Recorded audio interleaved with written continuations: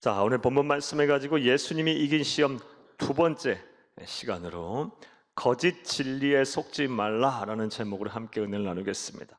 사랑하는 여러분, 예수님이 이긴 시험 이 시리즈 설교의 본문이라고 할 수 있는 마태복음 4장 1절부터 11절까지의 말씀을 보게 되면 예수님께서 시험하는 자인 사탄 마귀로부터 세 가지의 시험을 받으셨습니다.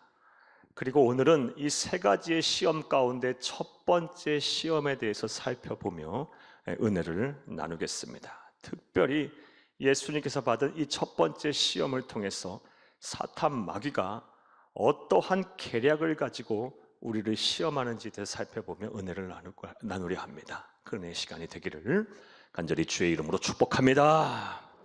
이외에 앞서서 먼저 본문의 배경 내용 설명부터 여러분에게 좀 해드리겠습니다. 사랑하는 여러분, 오늘 본문 말씀이 마태복음 4장의 앞장이 되는 마태복음 3장을 보게 되면 예수님께서 사탄 마귀에게 시험을 받기 전에 세례 요한에게 세례를 받으셨습니다. 물 세례를 받으셨어요. 그런데 이렇게 세례를 받으신 예수님의 모습을 보며 우리는 다음과 같은 의문이 생깁니다. 사랑하는 여러분, 세례는 언제 누가 받는 것입니까? 어떠한 상황 속에서 받는 것입니까? 죄를 회개하고 죄사함의 확신이 있을 때 세례를 받는 것입니다. 따라서 저와 여러분은, 우리 모든 사람들은 다 죄인이기에 반드시 우리의 죄를 회개하고 이 세례를 받고 죄사함을 받아야 합니다. 그런데 우리 주 예수 그리스도는 어떤 분이십니까? 죄 없으신 하나님의 아들이십니다. 따라서 그분은 죄를 회개할 필요도 없고 세례를 받으실 필요도 없으신 분입니다. 그럼에도 불구하고 우리 주님은 공생애를 시작하시기 전에, 그리고 사탄 마귀로부터 시험을 받으시기 전에 세례 요한에게 세례를 받으셨습니다. 이 문제부터 좀 해결하고 가겠습니다. 그렇다면 예수님은 왜 세례를 받으셨을까요? 이에 대해서 초대교회 때부터 시작해서 오늘날에 이르기까지 신학적인 측면 그리고 역사적인 여러 상황 속에서 다양한 예치하지 않은 해석과 논쟁이 존재했고 지금도 그러하고 있습니다. 그러하기에 이러한 논쟁과 해석을 통해서 답을 얻기보다는 절대 진리인 성경 말씀을 통해서 그 답을 찾는 것이 바르고 현명한 일입니다. 사랑하는 여러분, 성경을 보게 되면 예수님께서 세례를 받으신 이유에 대해서 알 수 있는 구절들이 있습니다. 먼저 마태복음 3장 15절을 함께 읽겠습니다. 예수께서 대답하여 이르시되 이제 허락하라. 우리가 이와 같이 하여 모든 의를 이루는 것이 합당하니라 하시니 이에 요한이 허락하는지라. 아멘. 이 말씀은 예수님께서 세례 요한에게 세례를 받으러 나오시자 세례 요한이 당황을 했어요. 어찌 하나님의 아들이 나에게 세례를 받으러 오는가? 오히려 내가 예수님에게 세례를 받으려 하는 것이 아닌가 하며 세례를 베푸기를 주저했을 때 예수님께서 하신 말씀이에요. 그렇게 하는 것이 모든 의를, 하나님의 모든 의를 이루는 것이니 세례를 베풀라라고 말씀을 하신 것입니다. 다시 말해 우리 예수님께서 세례를 받는 것이 하나님이 뜻이고 하나님의 계획이며 하나님이 바라시는 바였다라는 것입니다. 그리고 예수님께서는 이런 하나님의 뜻에 철저하게 온전히 순종을 하시며 세례를 받으신 것입니다. 예수님께서 세례를 받으신 또 다른 이유에 대해서 알 수 있는 구절은 요한복음 1장 31절입니다. 함께 읽겠습니다. 나도 그를 알지 못하였으나 내가 와서 물로 세례를 베푸는 것은 그를 이스라엘에 나타내려 하림이라 하니라. 아멘. 이 말은 세례 요한이 그의 제자들에게 한 말입니다. 이 말을 통해서도 역시 우리 예수님께서 세례를 받으신 이유에 대해서 알 수가 있습니다. 예수님께서 세례를 받으시기 전까지 철저하게 무명이셨어요. 하지만 세례 요한으로부터 세례를 받으신 이후부터 인류 역사 이제 전면에 메시아로서 등장을 하시게 된 것입니다. 이러한 이유로 예수님께서는 세례를 받으셨습니다. 결과적으로 이 두 구절을 종합해보면 다음과 같은 결론을 이루게 돼요. 예수님께서 세례를 받으신 이유는 예수님께서 온 인류를 구원할 메시아로서 이 사명을 잘 감당하시기 위해서 하나님께서 계획하신 일이에요. 세례가. 그리고 그 세례를 예수님께서는 받으심으로 온전하게 하나님의 말씀에 순종하심으로 세례를 받으신 것입니다. 할렐루야! 이러한 예수님의 모습을 통해서 우리는 다음과 같은 영적인 교훈을 얻게 됩니다. 사랑하는 여러분, 우리가 주의 일을 하다 보면 때로는 하기 싫은 일, 굳이 이런 일까지 해야 하나, 좀 귀찮고 또 하기 싫은 일을 해야만 할 때가 있어요.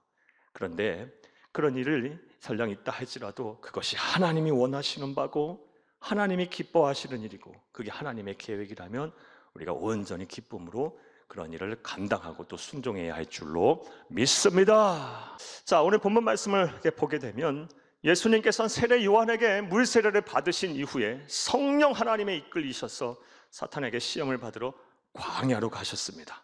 그리고 광야에 가셔서 40일을 금식을 하셨습니다. 오늘 본문 말씀과 같은 말씀에 기록한 누가복음 4장 2절 말씀을 보게 되면 예수님께서는 금식을 하시되 아무것도 드시지 않았다 그래요. 식음을 전폐하시면서 40일을 금식하신 것입니다. 자, 그런데 또 의문이 생겨요. 사랑하는 여러분, 예수님이 뭐가 아쉬워서 식음을 전폐하시면서 40일을 금식하셨을까요? 예수님이 뭐 때문에 그렇게 하셨을까요? 사랑하는 여러분, 그 이유는 명확합니다.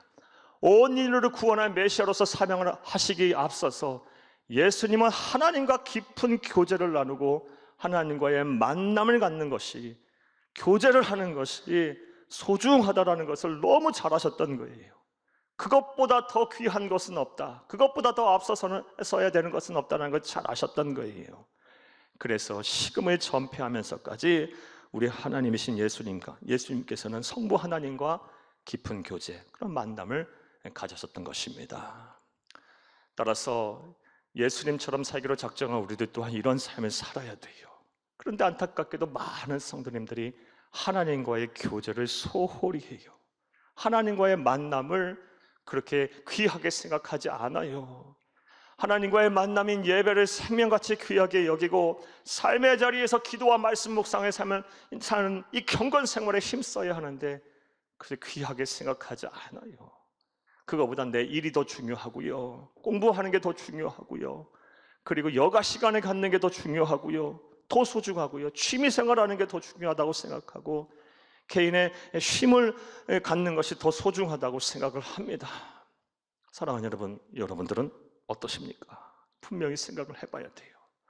사랑하는 여러분, 우리는 예수 그리스도에게 생명을 빚진 사람들입니다. 그리고 예수님에게처럼 살기로 작정한 그리스도인들이에요. 예수님의 제자들이에요. 그러하게 우리 또한 예수님처럼 사랑하는 여러분, 하나님과의 교제, 하나님과의 만남에 힘써야 돼요. 이것보다 더 소중하고 귀한 것은 없습니다. 이런 삶을 사시게 노력하는 저와 여러분이 다 되어야 할 줄로 믿습니다. 이렇게 광야에서 40일을 금식한 이후에 예수님께서는 사탄 마귀에게 시험을 받으셨습니다. 오늘 본문 3절을 함께 읽겠습니다.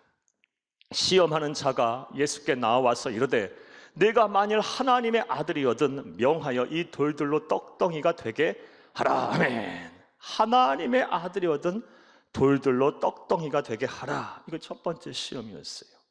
근데 이 시험, 예수님께서 참 극복하기 힘든 시험이었을 거라 생각됩니다. 왜냐? 40일을 금식하셨으니까요. 얼마나 시장하시고 줄이셨을까요? 참 극복하기 힘든 시험이었을 거예요. 하지만 우리 주 예수 그리스도께서는 담대하게 이 시험을 이기셨습니다. 4절을 함께 읽겠습니다. 예수께서 대답하여 이르시되 기록되었으되 사람이 떡으로만 살 것이 아니요 하나님의 입으로부터 나오는 모든 말씀으로 살 것이니라 하였느니라 하시니 아멘. 사람이 떡으로만 살 것이 아니요 하나님의 입으로부터 나오는 말씀으로, 모든 말씀으로 살 것이라. 이 말씀은 신명기서 8장 3절 말씀을 그대로 인용을 하신 거예요. 그러니까 우리 주님께서는 이 사탄 마귀의 시험에 물리치는 데 있어서 그냥 인간의 말로 하신 것이 아니고 하나님의 말씀으로 물리치신 거예요. 평상시 구약의 이 하나님의 말씀을 철저하게 알고 계셨던 거고 무장을 잘 하고 계셨던 것입니다. 이를 통해서 우리 또한 또 다른 영적 교훈 하나 더 얻을 수 있어요. 우리가 무엇으로 사탄 마귀의 시험을 이기겠습니까? 사랑하는 여러분, 우리 또한 예수님처럼 하나님의 말씀으로 무장이 되어 있어야 돼요. 그래서 이 성령의 검인 하나님의 말씀으로 이 사탄 마귀의 시험을 확 물리쳐야 돼요. 이를 위해서 하나님의 말씀을 평상시에 가까이 하는 삶을 사시는 여러분들이 다 되기를 간절히 주의 이름으로 부탁합니다. 열심히 말씀을 읽으셔야 돼요. 그리고 열심히 말씀을 들으셔야만 돼요. 주일 낮 예배 한번 예배 들었다고 해서 여러분 말씀으로 무장이 됐다고 생각하시면 큰일 납니다. 절대로 그래서 말씀은 무장될 수가 없어요. 목사도 안 돼요. 날마다 읽고 묵상하셔야 돼요. 읽고 듣고 또 암송도 많이 하셔야 되고요. 암송하면 참 좋아요. 하나님의 말씀을 많이 암송하면 암송할수록 하나님의 음성이 잘 들려요. 하나님은 언제 어느 상황 속에서 말씀하실지 모르잖아요. 무슨 일로 어떤 사람을 통해서 어떤 사건을 통해서 어떤 환경 속에서 말씀하실지 몰라요. 그런데 하나님의 말씀을 많이 암송을 하고 있으면 그 말씀이 하나님의 음성으로 다가와요. 참 놀라운 애 속에 살 수 있어요. 무엇보다 삶의 자리에서 적용하고 실천하는 묵상이 빠지면 안 돼요. 내 삶 속에서 하나님의 말씀이 살아나게 하는 이 성령의 검을 날카롭게 다듬는 이 묵상을 통해서 그것이 가능하게 할 수 있어요. 삶의 자리에서 열심히 적용하고 실천을 하시기를 부탁합니다. 그리하여 사탄 마귀가 여러분을 시험할 때 이 성령의 검인 말씀으로 우리 예수님처럼 시험을 다 이겨내시는 여러분들이 다 되기를 간절히 주의 이름으로 축복합니다. 자, 이제 이러한 내용을 바탕으로 오늘 우리가 소두에서 제기한 우리가 해결해야 될 문제에 대해서 생각을 해보겠어요. 사랑하는 여러분, 사탄 마귀는 어떠한 계략을 가지고 우리를 시험할까요? 자, 이제부터 따라 하시겠습니다. 첫째로 우리의 약점을 집요하게 노리며 시험합니다. 이게 사탄 마귀 우리 시험하는 계략이에요. 우리의 약점을 파고들어요. 우리의 약한 곳을 건드려요. 집요하게 노리면서 시험해요. 우리 예수님에게도 그렇게 했어요. 오늘 본문 말씀 2절에서 3절을 함께 읽겠습니다. 40일을 밤낮으로 금식하신 후에 줄이신지라 시험하는 자가 예수께 나와서 이르되 네가 만일 하나님의 아들이거든 명하여 이 돌들로 떡덩이가 되게 하라. 아멘. 이 시점에서 예수님의 가장 약한 점은 무엇이에요? 약점이 무엇입니까? 시장하시다는 거예요. 40일을 굶주리셨으니 얼마나 배가 고프셨겠어요. 이 식욕이라는 것이 예수님에게 있어서의 가장 큰 약점이 이 시점에서의 약점이었어요. 그리고 사탄 마귀는 이것을 건드려서 제일 집요하게 노리고 첫 번째로 시험을 한 거예요. 돌들로 떡덩이가 되게 하라. 먹으라는 거예요. 만들어 먹으라. 사랑하는 여러분, 이와 같이 사탄 마귀는 우리를 시험할 때 우리의 약점부터 잘 건드려요. 그리고 집요하게 노리며 시험을 해요. 우리는 우리의 약한 곳이 무엇인 것부터 정확하게 알아야 돼요. 사랑하는 여러분, 여러분에게 여쭤보겠어요. 여러분의 약한 곳이 무엇입니까? 약점이 무엇입니까? 어떤 분들은 건강하지 못한 것이 약한 부분이에요. 그러다 보니 그 좋던 신앙이 있던 분도 몸이 아프고 마음이 아프고 하니까 이거 고치려고 귀가 얇아져서 심지어 막 미신에게 의지하고 우상 숭배하시는 분도 봤어요. 예. 또 어떤 분들은요, 늘 돈과 재물 앞에 궁해요. 가난해요. 늘 그것 때문에 힘들어요. 그러니 어떻게 해요? 세상 앞에 비굴해질 수밖에 없어요. 그것이 약점이에요. 또 어떤 분들은요, 못 배운 한이 있어요. 또 지금 일하시는 것이 좀 천하다고 생각하시는 모양이에요. 열등감 속에 사세요. 또 어떤 분들은 가정이 화목하지 못해요. 또 자녀들의 앞길이 막혔어요. 또 어떤 분들은요, 또 이 성품이 고르질 못해요. 쉽게 분노하고 감정 조절이 잘 안 돼요. 뭐 기타 등등 약한 부분이 참 많아요. 사랑하는 여러분, 여러분에게 다시 한번 여쭤보겠어요. 여러분의 약한 부분이 무엇입니까? 여러분 다 아셔야 돼요. 분명하게 아셔야 돼요. 왜냐하면 그것을 통해서 사탄 마귀의 시험이 찾아올 거니까요. 그리고 이것에 대비하지 않으면 속절없이 무너질 거예요. 다윗도 넘어갔는데요. 우리 같은 범인이 하물며 괜찮겠어요? 예, 사랑하는 여러분, 그러하기에 우리의 약한 부분을 잘 알고 그곳에 우리는 파수꾼을 딱 세워야 돼요. 그리고 사탄 마귀 시험이 찾아올 때 잘 대비해야 할 줄로 믿습니다. 무엇보다 우리의 약한 이 약점이 한순간에 사라지지 않아요. 어찌 보면 평생 이 약한 약점과 함께 더불어 살아갈 수밖에 없을지도 몰라요. 그러하기에 우리의 약함을 강함으로 바꿔가시는, 우리의 약점을 강점으로 바꾸시는 성령 하나님의 도우심을 우리가 받아야 돼요. 성령 하나님의 도우심을 받을 때 우리의 약점은 강점으로 변하게 될 것이고, 우리의 약점을 통해서 하나님의 역사가 나타나서 사탄 마귀의 시험을 넉넉히 이길 수가 있게 될 것입니다. 할렐루야! 그러하기에 기도해야 돼요. 기도 외에는 또 답이 없어요. 성령 하나님의 도우심을 간구하는 기도를 하세요. 여러분의 약한 것이 무엇입니까? 그것을 하나님 앞에 드리는 기도를 하세요. 하나님 앞에 맡기는 기도를 하세요. 하나님의 은혜로 나의 약함을 덮으소서 하며 기도하셔요. 그럼 하나님께서 여러분과 함께 하실 것입니다. 할렐루야! 사탄 마귀의 계략, 우리를 향한 사탄 마귀의 시험에서 우리를 향한 계략이 무엇입니까? 우리의 약점을 집요하게 노리며 시험한다라는 것입니다. 또 둘째로 사탄 마귀는 어떠한 계략을 가지고 우리를 시험할까요? 따라하시겠습니다. 둘째로 거짓 진리를 믿게 합니다. 이게 사탄 마귀의 계략이에요. 우리를 시험할 때 거짓 진리를 믿게 해요. 진리를 왜곡시켜 버려요. 그럴듯하게 바꿔 버려요. 사랑하는 여러분, 오늘 본문 말씀 3절을 한번 읽어보겠어요. 3절 읽겠습니다. 시험하는 자가 예수께 나와서 이르되 네가 만일 하나님의 아들이거든 명하여 이 돌들로 떡덩이가 되게 하라. 아멘. 사랑하는 여러분, 이 말씀은 사탄이 예수님을 시험한 첫 번째 시험의 말이에요. 만일 하나님의 아들이거든 명령하여 이 돌들로 떡덩이가 되게 해라. 그래서 먹으라는 얘기예요. 그런데 이 사탄의 시험하는 말을 우리의 신앙을 싹 배제한 채 그대로 보게 되면 참 현실적인 조언이에요. 그럴듯한 조언이에요. 맞잖아요. 배고픈 사람에게 떡덩이 먹게 하라는 거. 이게 무슨 잘못된 조언입니까? 상당히 현실적인 조언이에요. 하지만 우리가 신앙의 눈으로, 영적인 눈으로 이 말을 잘 살펴보면요, 이 안에는 진리를 왜곡시키는, 거짓된 진리를 믿게 하는 비수가 감춰져 있음을 알 수가 있어요. 그렇다면 그 거짓된 진리가 뭘까요? 배 부른 이후에 하나님도 있는 것이고 내 곡간에 곡식이 가득 찬 이후에 신앙도 있는 것이라는 사상이에요. 오늘날 그런데 이 많은 사람들이 이 사상에 넘어가고 있어요. 당장 내 삶의 문제가 해결되고 나서의 신앙도 있는 거고 예수도 믿는 거고 하나님도 있는 거지. 나 살기 힘들어 죽겠는데 무슨 신앙이고 사상이고 하나님이고 믿음이냐. 그러면서 금전을 제일 앞에 두는 금전제주에 빠져 있는 분들이 얼마나 많은지 몰라요. 사랑하는 여러분, 그래서 예수를 믿는다고 하면서 매일 그냥 돈 하면서 사시는 분이 얼마나 많은지 모릅니다. 사랑하는 여러분, 여러분들은 어떠십니까? 아무리 사는 것이 힘들고 궁해도 하나님보다 앞설 수는 없는 거예요. 하나님의 말씀보다 앞설 수는 없는 거예요.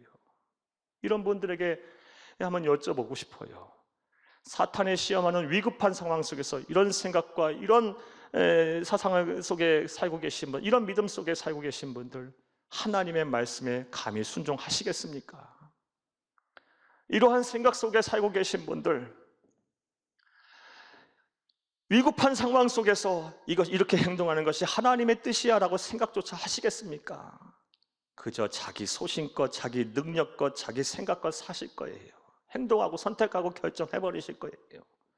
오늘 말씀대로 표현을 하게 되면 배고플 때 그냥 돌들로 떡덩이 되게 해서 그냥 알아서 드시고 마실 거예요. 사랑하는 여러분, 이러한 사상, 이러한 거짓된 진리를 믿고 계시는 분들 계신다면 오늘 우리 본문을 통해서 이 사탄의 시험을 이기신 예수 그리스도의 말씀을 깊이 묵상을 하셔야 돼요. 오늘 본문 4절을 함께 읽겠어요. 예수께서 대답하여 이르시되 기록되었으되 사람이 떡으로만 살 것이 아니요 하나님의 입으로부터 나오는 모든 말씀으로 살 것이라 하였느니라 하시니 아멘. 사람이 떡으로만 살 것이 아니고 하나님의 입으로 나오는 모든 말씀으로 살아야 된다. 돈도 중요하고 재물도 중요하고 떡도 중요하지만 하나님의 말씀보다 중요한 것은 없다. 하나님의 말씀을 지키고 순종하며 살아야 된다라고 하나님이신 예수님께서는 말씀을 하고 계세요. 사랑하는 여러분, 이 말씀을 온전히 마음에 새기고 준행하며 사는 귀하고 복된 성도님들이 다 되시기를 간절히 주의 이름으로 축복합니다. 자, 그런데 이 말씀을 잘못 해석해서 우리 그리스도인이 세상을 사는 동안 돈도 필요 없고 재물도 필요 없고 떡도 필요 없고 오로지 신앙, 믿음만 있으면 된다라고 해석을 해서는 안 됩니다. 이것 또한 잘못 해석하는 거예요. 이와 관련해서 우리가 주의 깊게 보아야 할 오늘 4절 말씀에서 중요한 단어가 있어요. 4절을 다시 한번 읽겠습니다.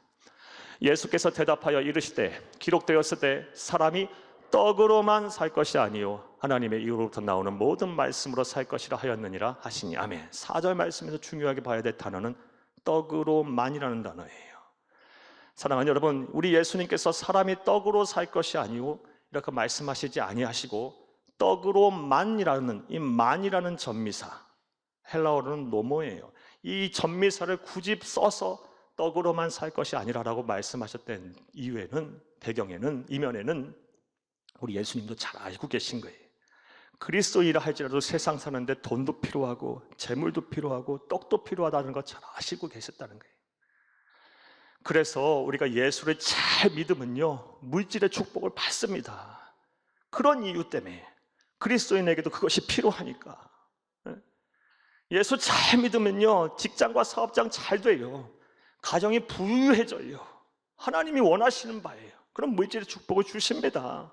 우리 귀한 성도님이 다 이런 복을 받기를 간절히 주의 이름으로 축복합니다. 자, 그렇다면 사람이 떡으로만 살 것이 아니오 하나님의 입으로부터 나오는 모든 말씀으로 살 것이니라고 하는 이 말씀을 어떻게 해석하는 것이 옳을까요? 잘 들어보세요. 사랑하는 여러분, 사람이 떡으로만 살 수 있어요. 불신자들 그렇게 살잖아요. 사람이 떡으로만 살아도 살 수는 있어요. 하지만 그렇게 살면 하나님 말씀하고 계시는 거예요. 사람답게 못 산다는 거예요. 하나님의 창조와 섭리대로 살 수가 없다라는 겁니다. 하늘 행복을 누리며 살 수가 없다라는 것입니다. 이 세상이 전부인 줄 알다가 영원한 사망에 이를 수밖에 없다라는 것입니다. 그러하기에 당장 먹고 살 것이 궁하고 힘들고 없어도 하나님의 말씀은 내 삶의 중심에 두고 이 말씀 지키기 위해서 몸부림치며 살라라는 거예요. 그러면 사람답게 살게 하시겠다는 겁니다. 하늘 행복을 누리며 살게 하시겠다는 거예요. 영생을 소유케 하시겠다는 것입니다. 소망 갖고 살게 하시겠다는 거예요. 이 말씀은 잘 붙드세요. 이게 진리예요. 근데 사탄 마귀는 이것을 교묘하게 바꿔서 배부른 후에 신앙도 있는 것이고 내 삶의 문제가 해결된 이후에 믿음도 있는 것이고 내 곳간의 곡식이 채워진 이후에 하나님도 있는 것이다라고 바꿔버리고 그걸 믿게 해요. 이런 사상에 넘어가면 안 되는 겁니다. 거짓에 속으면 안 되는 거예요. 온전히 분별하여 참된 진리를 믿는 귀하고 복된 성도님들이 다 되시기를 간절히 주의 이름으로 축복합니다. 말씀 맺겠습니다. 오늘은 예수님이 받으신 첫 번째 시험을 통해서 사탄 마귀가 어떠한 계략을 가지고 우리를 시험하는지에 대한 말씀을 살펴봤어요. 먼저는 우리의 약점을 집요하게 노리며 시험해요. 나아가서 거짓 진리를 믿게 해요. 진리를 확 바꿔버려요. 그럴듯하게 만들어서 믿게 해요. 거기에 빠져 살게 해요.